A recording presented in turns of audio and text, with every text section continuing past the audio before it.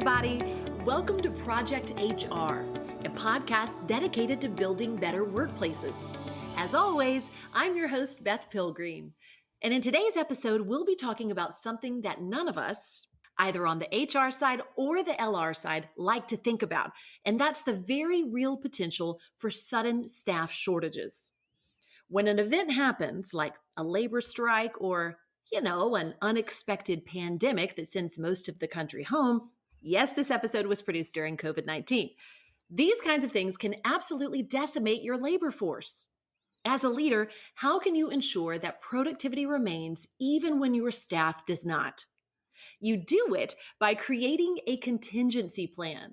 And we've invited Michele Vincent from MADI to talk with us today about how to set up a contingency plan for your own organization. Michele, it's so great to have you with us today. Thank you so much. I'm excited to be here. Yeah, we're glad to have you. Well, for a lot of us right now, the idea of creating a contingency plan for staffing shortages is a lot of coulda, woulda, shoulda thinking, wishing that we had foresight to plan ahead. Do you think that once we emerge from this current crisis that a lot more companies will be drafting contingency plans? Yeah, I certainly hope so. I'm optimistic about that for sure. This is obviously an unprecedented situation, one that most companies were not prepared for. And I think this is going to change, obviously, so much for businesses moving forward. And hopefully, we can take what we've learned from this process and this experience and be better prepared in the future. Absolutely. Well, I'm guessing a lot of larger companies automatically have these plans in place, but smaller companies might not. Is that fair to say? Absolutely. I think larger companies have more at risk and they have more resources to dedicate towards contingency planning. But even the larger corporations that maybe had pandemic and influenza contingency plans in place already, they weren't fully prepared for what's happening right now. It also depends a little bit on the industry that the business is in. There are many regulatory agencies that require certain levels of preparedness from companies. And, that's certainly true for public utilities, as an example. Well, in your opinion, should contingency plans cover strictly staffing issues, or should they cover other potential disruptions as well, like equipment failures or disasters? Or would that be a different contingency plan altogether? So the impact on employees and then potential staffing needs is really only one tiny piece of a business continuity and disaster recovery plan. So a contingency plan should include any potential risks that could disrupt business operations. So that's typically man-made disasters, natural disasters, cyber attacks. That can even include, political change and unrest or labor disputes, obviously. So what should be included in a comprehensive contingency plan really is going to depend upon the industry, the business type, and even the geographical location of a business. Right. It reminds me of having insurance. You never know when something's going to fall apart, like your body or your car or anything. So it's very smart to have that backup plan. Okay, so let's get right into it. What kinds of staffing disruptions should companies be preparing for specifically? So right now, I think there's three big disruptions that companies should be preparing for. Those are labor disputes, walkouts or sickouts, and right now, COVID-19 related absenteeism. So for labor disputes, this is probably the biggest and the most obvious staffing disruption that a company typically prepares for. That obviously only applies to unionized companies. But those types of contingency plans are typically prepared in advance of a contract expiration date. They can be very basic or very comprehensive, depending upon the industry and the size of the bargaining unit. But, in those cases, you have a date and you kind of know what you're preparing for, and it's more of a standard process for a company. The second thing, the walkouts and the sickouts, is something that's happening right now during the pandemic. So you have situations where, non-union companies are experiencing these walkouts and sickouts by their employees because they're not feeling safe at work. That's obviously a big concern. Today, specifically, as we record this, it's May 1st. It's actually International Workers' Day. Employees from companies all across the country, as I was listening to the news this morning, such as Amazon, Walmart, Target, Whole Foods, and even Instacart, they're planning what they're calling a strike, which is essentially employees are calling out sick or they're walking off the job at around lunchtime to bring attention to what they believe are unsafe working conditions during the pandemic. It Oh, Yeah, so it actually appears to be a little bit of a coordinated effort between unions and then non-union employees. And so, obviously, we don't know how things are going to progress here, but I suspect these yeah. types of incidents will continue to occur. What's unfortunate, I think, from a business perspective, is that there's a lot of uncertainty with these types of events because it's unclear how many employees will be participating, which makes it trickier Mhm. for the employer to plan for. I Mhm. think if there's a takeaway from this as it's happening, it's that especially for businesses that are not essential and not operating right now, they really need to make sure that they have a solid plan in place for when their business does reopen to ensure they have proper PPE, cleaning products, and Yeah. protocols in place, so that they don't experience similar disruptions. Okay, so the third one is COVID-19 related absenteeism. So right now companies are experiencing workers becoming sick and then also being afraid to come to work. The meat processing industry right now is having a huge staffing challenge because of illness and absenteeism. And it's actually causing their plants to shut down. Some sites actually have attendance near 50%, so they can't operate. Wow. Earlier this week, the president issued an executive order deeming these companies critical infrastructure to protect against disruptions to our food supply. So I think it's really Mm. important for essential businesses to prepare for this and ensure they have the right staffing plans in place, especially for critical roles within their plants. You can't, for example, run your plant if you don't have certified boiler operators in place. If that applies to your business, that can shut down your entire plant. As I mentioned earlier, utility companies are required to have comprehensive contingency plans to keep, for example, electricity and gas flowing to customers. Mhm. Some of the things that I've read recently are that some of the utilities are actually keeping critical operators on site. They're having them live in RVs and trailers, similar to what you would think of as Whoa. a lock in situation to reduce the risk of them contacting COVID 19 and ensuring that all their customers can continue to have power and gas. I had not heard that. Yeah. Wow. Yeah. I saw a story like that with doctors who were like people were volunteering their family's RVs so that they could live in their backyard and never, potentially expose their family, but I didn't know that for people in the power industry. That's Yeah. it just makes me appreciate everybody so much more. I mean, the sacrifices that they are doing. We could never predict any of this, No, you really which is why can't. these plans are important. Absolutely, correct. Yeah. So, obviously, the contingency plan should cover sudden emergency type situations like strikes or pandemics, like we've been talking about. But should it also cover expected crises like our aging workforces? Well, I think it doesn't necessarily need to be part of a contingency plan per se, but it's something that companies do really need to be thinking about and planning for. I mean, it's an issue for companies now, and it's only expected to get worse. Right. Well, I understand too that right now, worker shortages are especially high for skilled trades. Is that correct? Yes. In fact, there was a study done back in 2018 by Deloitte and the Manufacturing Institute. It's called the Skills Gap in the Future of Work study. And there's a lot of interesting statistics in that, some of which include the fact that they estimate that the skills gap may actually leave an estimated 2.4 million positions unfilled between 2018 and 2028.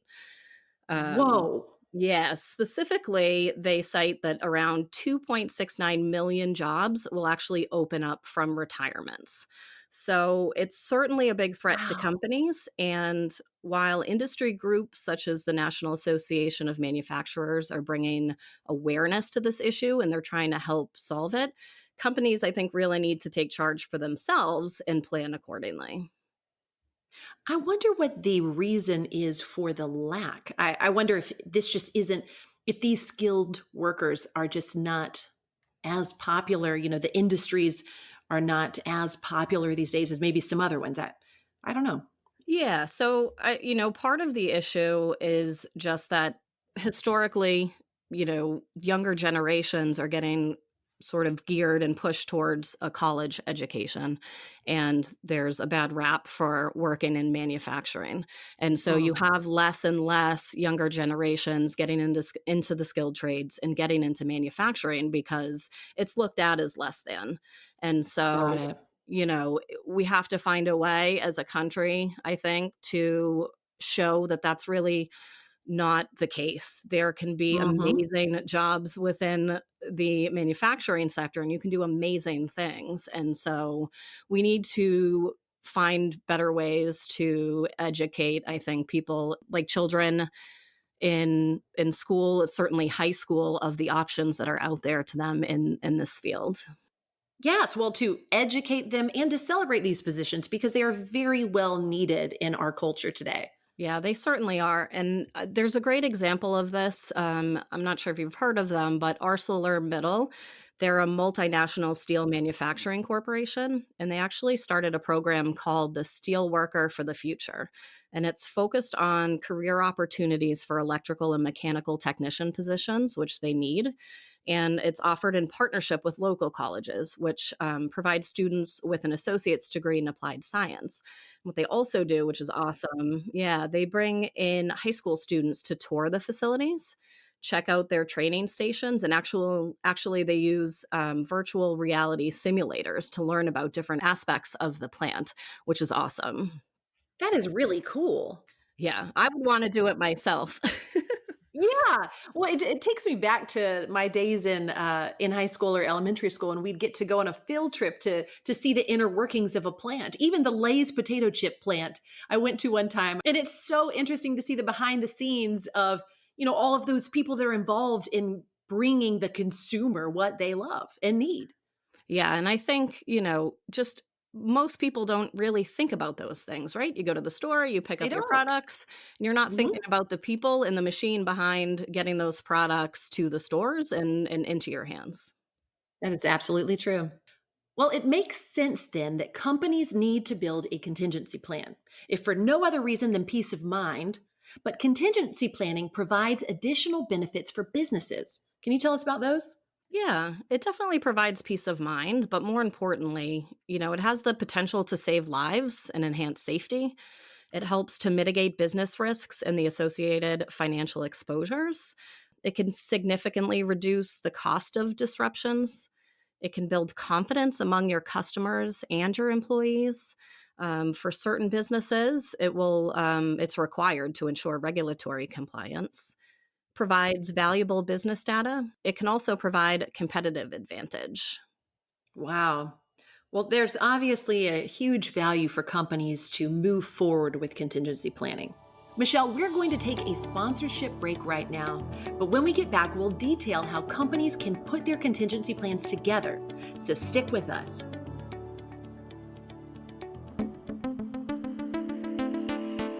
Are you new to labor relations or working in HR? And ta-da! Now need labor relations skills? Today's sponsor, Union Proof Certification, has got you covered. Union Proof Certification is a comprehensive online course in labor relations that will help you get the knowledge you need to understand what's at stake, the language used by unions and attorneys, the resources available for assistance, and how you can turn a potentially frightening situation into a positive one. You can learn more at unionproof.com/certification. Learn years of labor relations knowledge at your own pace and earn 24 SHRM or HRCI credits at the same time.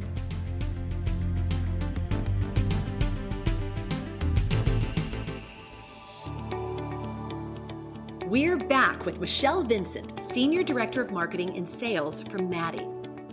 Michelle, let's talk about how a company can develop a staffing contingency plan in anticipation of the next disruption, be that expected or unexpected. Where should we start?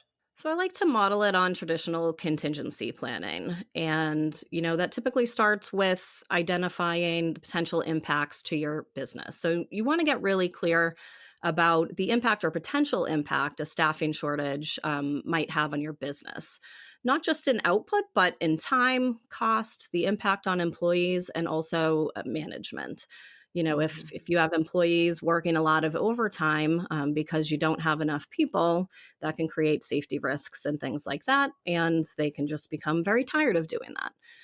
Yeah. From there, typically you have some sort of recovery strategy. So you want to think about the different solutions that you can implement. So you want to consider what you've been doing to try to solve your staffing problems, and then think a little bit outside of the box for new ways to solve the problem. As you kind of bounce around these ideas internally, then you can start to map out your plan. And with that, you really want to pull together a group of people that are going to be responsible for this. And then, typically after you pull your plan together with general contingency planning, the next step is sort of testing that plan. Sometimes, depending upon what's going on, you don't really have time to do that if you're facing a critical staff shortages. Right. Sometimes you don't have time for that if you're facing a critical staff shortage and you need to solve it immediately. But sometimes Mhm. there is a little bit of time, so you can test that plan. Well, and I would assume too that anybody that's listening is just going to want to get on the front end of this regardless whenever they get back to work because of what we're going through with this pandemic. There is no better time than right now to start building this plan. Yeah, I think it's really important. It's way better to be prepared than to be trying to figure out a solution in the midst of a disruption. So, I agree. Yeah. When you talk about the business impact analysis, what sorts of things count as potential impacts? I know you've already outlined some of them, but I'd love for you to expound. yeah, so, some of the impacts can be lost sales, income, delayed sales or income, contractual penalties, customer dissatisfaction. You can actually lose customers. It can also delay any sort of new business plans that you might have. Do you think time of year should be counted in this as well? Yeah. So, certainly if you have a busy season that's quickly approaching and you know that you've been having staffing challenges before, in years past, if a staffing shortage hits during a busy season, it's going to have a bigger impact on the business. And depending upon the industry, that could cause a lot of problems. Right. I can see that. Okay. So once we sort out all of the bad news laid out in the business impact analysis, that's when we move on to building recovery strategies, right? When it comes to staffing shortages in particular, what strategies might a company consider? Good question. So, three different strategies come to mind, and I'll get into each one. But the first one is more staffing agencies and ramping up your internal hiring. Second would be moving employees between sites, and the third is contingency staffing. So, with more staffing agencies and internal hiring, I think that's most companies instinctively bring in additional staffing companies to try to ramp up internal hiring. The trouble with that, especially in areas pre-pandemic where there was really low unemployment, there's limited resources in some areas of the country when it comes to certain types of workers. And so it doesn't really matter how many staffing agencies you bring on, you're still limited to the pool of personnel in your area. One of the issues that was happening pre-pandemic to a lot of companies, certainly throughout the Midwest, is that they were unable to hire the skilled and experienced employees that they needed. They were bringing in underqualified temps through local Mm, agencies. That creates its own set of issues. And they sure. were also, as they would let people go, maybe they were unqualified, they would be showing up either on the property or through resumes from another local agency. And so at that Wow. point, you're really not creating the operational stability that you're looking for. No, that sounds like chaos. Yes, it really can, and it was really causing a lot of problems for a lot of companies all over the country. I bet. So the other thing is, you always have the option of moving employees between locations. That's not going to be necessarily great for every situation. So, but this is something that companies do a lot. So, Mhm. if you're looking at a short term staffing problem, this might be a solution. But it's certainly not going to be a solution for any sort of long term disruption because as you move people from one site to another, they're leaving their responsibilities and what they're normally working on, right? So you'll see that sometimes in labor disputes. A company will use employees from another location, management, bring them in either as a temporary fix until they bring in a replacement workforce, or maybe that's their plan altogether. It depends, but it's definitely a strategy that a company can consider and weigh their options as to whether or not that'll work for them. The third option is contingency staffing. And this is where companies really need to think outside of the box. Anyone who's been involved with strike contingency planning at a unionized company is likely aware of the concept of contingency staffing. It's basically a type of rapid staffing that pulls workers from all areas of the country and brings them in to wherever the labor dispute is or the crisis staffing situation is. And it's actually also used very well for staffing shortages, and even now during the pandemic when companies are scrambling to find the right skill sets to keep themselves operational. Okay, so are recovery strategies different for different kinds of disruptions? I would imagine that the strategies for staffing during a labor strike are very different than those for dealing with something like what we're dealing right now with COVID-19. Yeah, I think the planning strategies are very different, and certainly the circumstances are different. But the solutions and the services to help are very much the same. So, for labor disputes, for the most part, you have a deadline, which is a contract expiration date. You're planning for a known disruption, which is your entire bargaining unit walking out and going on strike. In that case, it's easier to plan around how many people you'll need to keep your operations running. This is a situation where, once you start bringing in the workforce, you're not really welcomed by the striking union members.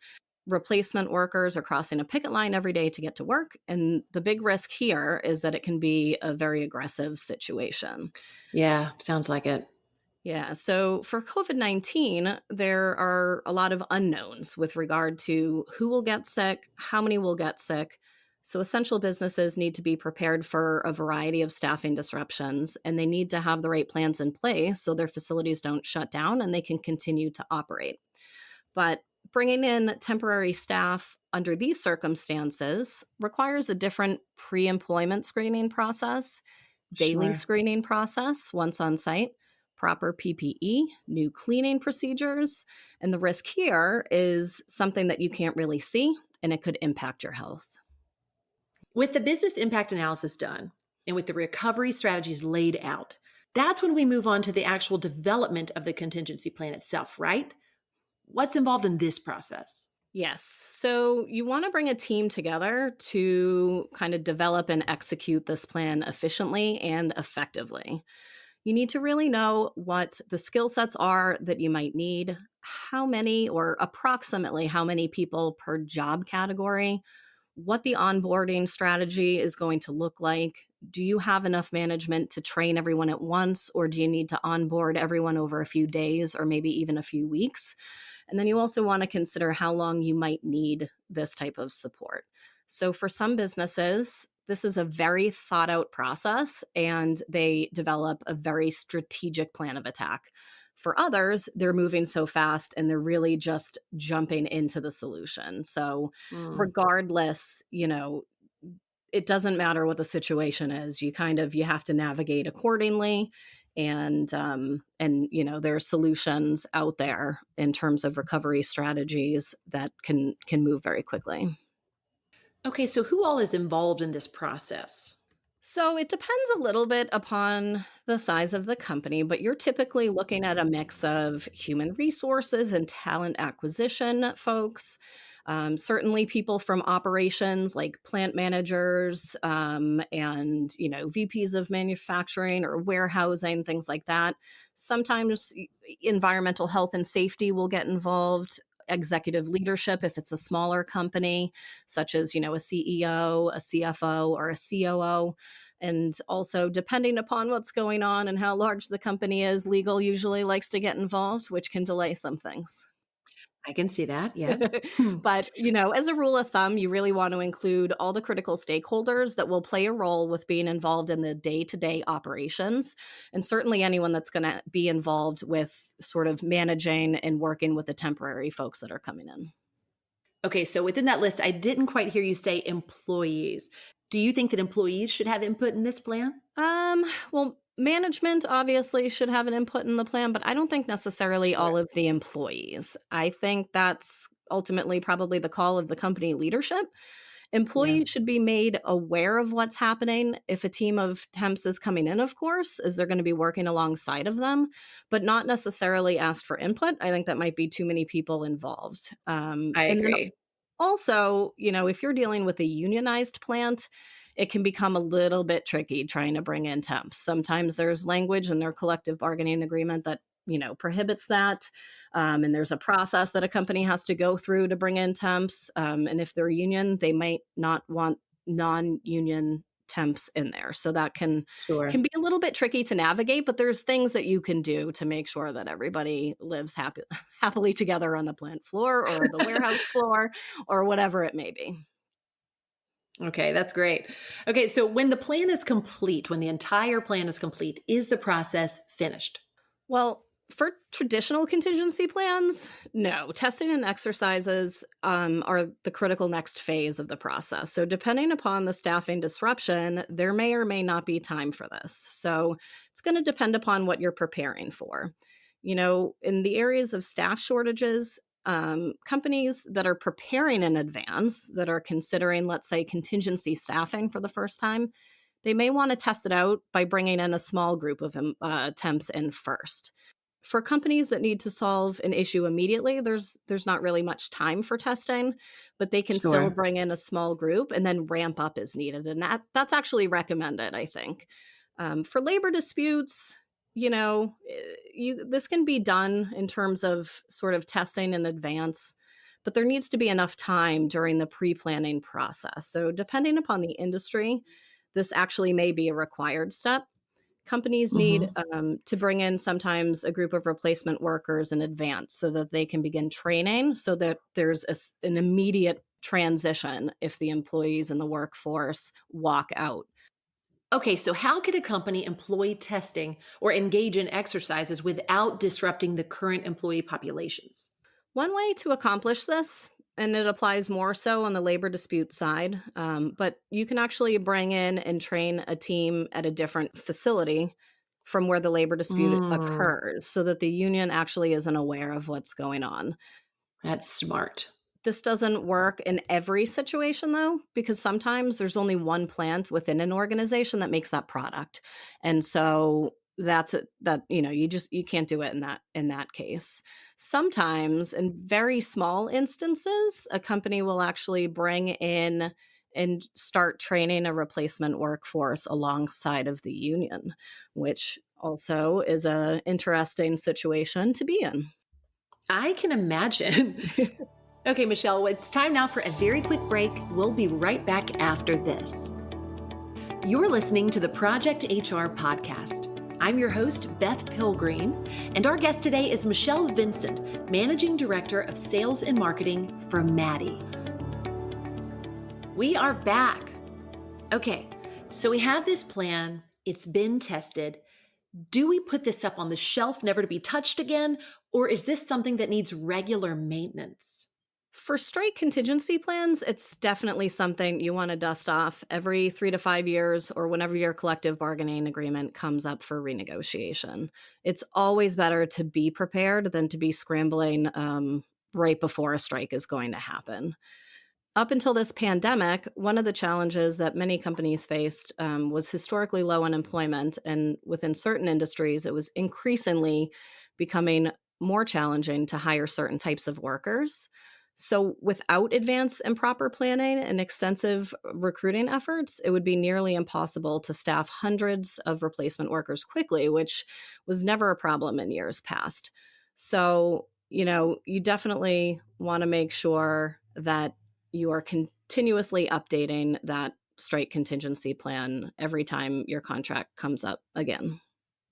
Earlier, we mentioned the importance of contingency staffing agencies as a critical part of a company's recovery strategy. Your company, MADI, is one of those agencies. Can you tell us about the services your company offers? Absolutely. So, for 28 years, we've been helping companies develop strike contingency plans. We've been providing strike replacement workers and labor dispute security to ensure that companies remain operational and protected during a labor dispute. We also offer contingency staffing and security unrelated to labor disputes. So, for any type of critical or crisis staffing need, we similarly to strikes, we move experienced workforces around the country so that a company can have a workforce that can acclimate very quickly and provide the operational stability needed to get back to normal business operations. On the security side, we deploy teams of security officers to provide protection for all sorts of situations, some of which include civil unrest, natural disasters, and corporate events. And what sets a contingency staffing agency apart from traditional staffing agencies? The biggest difference between a regular staffing agency and a contingency staffing provider is the size of the labor pool. So, a Hmm. contingency staffing provider like us, we take employees from the entire country. We're not limited to a local area. The other things that set us apart is our experience and ability to quickly mobilize large workforces anywhere in the country. And then the third thing is really the project management component of it. We're not providing staff, we're providing a team with managers and guidance to really navigate whatever the situation is that we're being brought in for. That is so awesome that you guys offer like the whole package. You offer to bring in a team of people.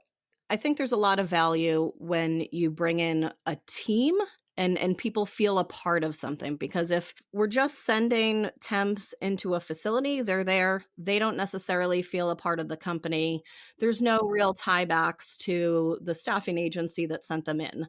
Whereas when we have a supervisor or even a whole project management team there on site, they're getting guidance from our management and our supervisors there. There's eyes on the ground from our company in terms of what's being done. We can make sure they're doing everything that they need to do. And so, they're more part of a team than just feeling like they're a set of temps. I love that. And I would assume that they would feel more motivated too, being a part of a team as opposed to going in totally alone. So that's really cool that you guys do that. Yeah, because you have to realize that for contingency staffing companies, when you're bringing people in from outside of the area, they're no longer at home, right? They don't have their family, they don't really know anybody. And so it's important to kind of keep everybody motivated and make sure everybody's smiling and make sure all of their concerns and issues are addressed if there are any, Yeah, because that's what's going to keep everybody there happy, sure. healthy, and motivated. Hmm. Okay, so a moment ago, I'm curious about this. You mentioned that companies would actually be engaging workers from other parts of the country. How does that work as far as transport and housing? Depending upon the urgency of the need, and in some cases, the skill set, it could involve flying employees to the job site or coordinating for them to drive into the project site. Regardless of what's happening, we handle all of those logistics so that the company is not burdened with That's that. So great. we'll coordinate flights, hotels, rental vehicles.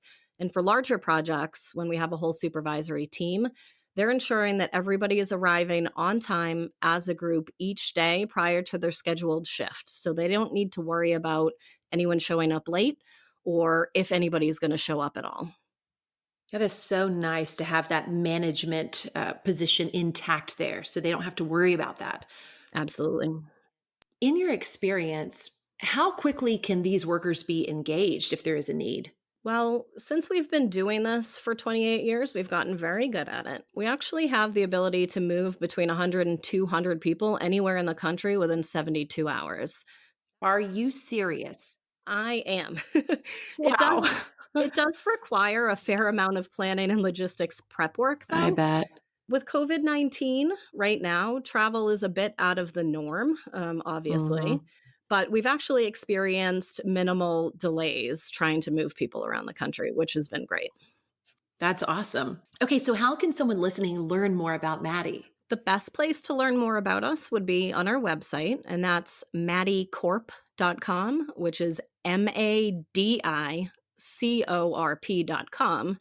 But I actually share a lot of information on my LinkedIn profile as well. So anybody who wants to is welcome to either follow me there or send me an invitation to connect, and I'd be happy to connect, and they can kind of take a peek at all of the different news articles that I share and all of the information pertaining to labor shortages and contingency planning.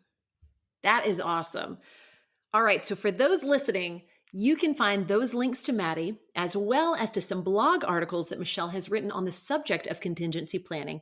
All of those will be included in this episode's companion guide. So listeners, don't forget to sign up for it at projectionsinc.com/podcast. But Michele, right now, it's time for our lightning round questions. And these are the questions we ask every guest of the podcast. Are you ready? I am. Let's do it. Okay, topic showdown. In this episode, we discuss the topic of preparing for staffing shortages. In your opinion, which of the following idioms about preparedness best reflects your point of view? Cover all the bases or dot your I's, cross your T's? I'm going to go with cover all the bases. You have to be prepared for every possibility and make sure you're well informed and have considered all aspects of a potential situation or problem. I love that answer. And coming from a preparation queen, I could see that you would say that. What's the worst job interview question you've ever been asked? Yikes. I don't know about this one. I've been with MADI for 13 years, so it's been quite some time since I was in an interview situation.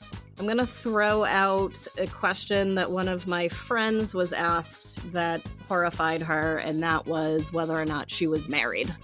Oh, yeah, I concur with that horrifiedness. That's terrible. Yeah. I don't think that's relevant. All right.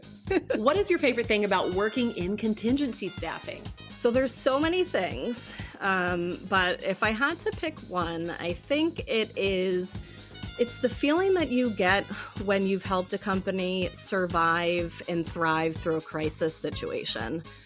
The things that we have accomplished for our clients and all the crazy situations we've responded to over my time with MADI, it's truly amazing. I bet. I mean, you are the glue that keeps businesses together many times, and that is so rewarding. It really is. It's honestly, I take a lot of pride in what I do, and I take it very seriously. And it's by far the most interesting and rewarding position that I've had in my life. So that is really cool. What's the best piece of advice you've ever been given? Okay, so this one I'm going to go with don't assume anything. And that's something that we are constantly reminded of at MADI, and it's really become a part of our culture, and it's one of the reasons I think that we're very successful at what we do. I love that. That's great advice. Who or what inspires you?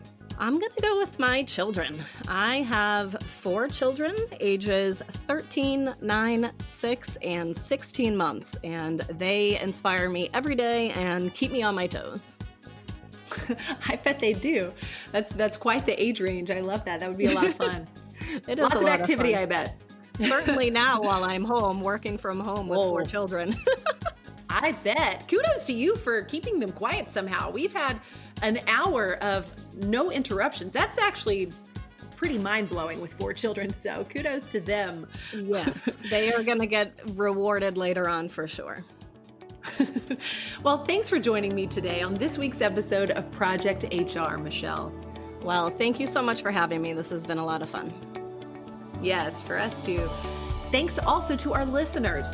And don't forget to grab the companion for this week's episode at projectionsinc.com/podcast. As always, if you'd like to be on Project HR or know someone who would, feel free to drop us a line at projecthr@projectionsinc.com. And if you have any topics you'd like to see explored on the podcast, let us know that too. We're always open to suggestions. Well, that's it from me for now. Let's make it a great day at work.